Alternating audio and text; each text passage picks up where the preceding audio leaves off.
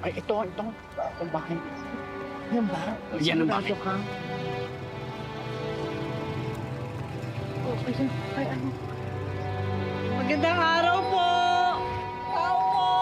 Ay, Belen, tingnan mo kung sino yung nandiyan sa gate. Tingnan mo. Sige po. Sige nga ulit. Sino ho sila? Magandang araw po. Ito ba ho ang bahay ni Roda? Dito nga ho. Mga kaibigan kami. Pwede pa siya makausap? Sige ho, tatawagin ko lang.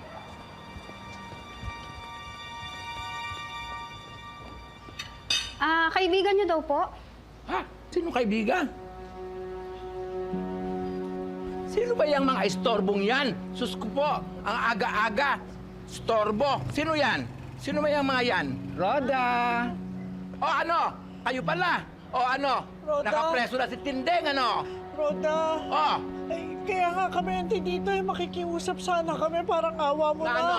Roda, iurong mo na yung demanda. Parang awa mo ay, na. sus ba, Joseph? Ako na nga naagrabyado. Ako pa ang aatras.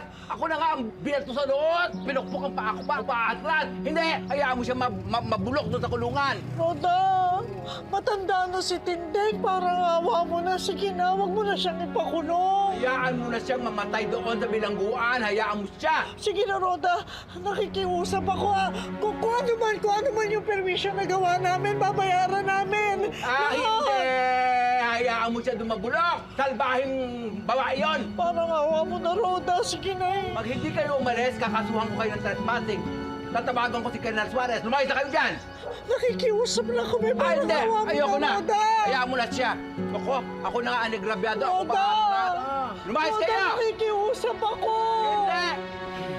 Ang gagawin natin ngayon? Paano na si Tindeng? Oy, Santino! Ba't ba nagustuhan mo yung boxing yan? Eh, gusto ko maging katulad ni Manny Pacquiao eh. Mayaman, sikat, at tulungan pa niya yung pamilya niya. Nako, sutok sa buwan niya iniisip mo. Swertihan lang maging sa Manny Pacquiao. Yan nyo na. Eh, kung yun talaga gusto ng tao eh. Eh, balay nyo. Si Santino ang susunod na Manny Pacquiao ng buong Pilipinas. Kaya nga ako mag-training eh.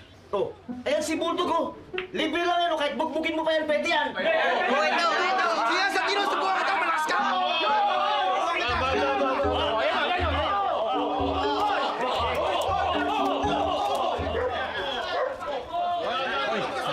Tama na yan. Nay, ba't ang ganyan umuwi? Si Lola. Si Tinding naman kasi. Bakit anong nangyari kay Lola? Pinahuli ni Roda. Nakakulong ngayon sa presinto. Ano? Bakit anong ginawa niya? Tinuluyan eh. Pupunta ako si Lola. Aalamin ko kung ano sitwasyon niya. Naku, huwag tatanggol. Nandun na tatay mo, mainit ang ulo. Baka makadagdag pa sa problema eh. Eh naman ngayon, hindi naman si tatay pupunta ako si Lola. Juan!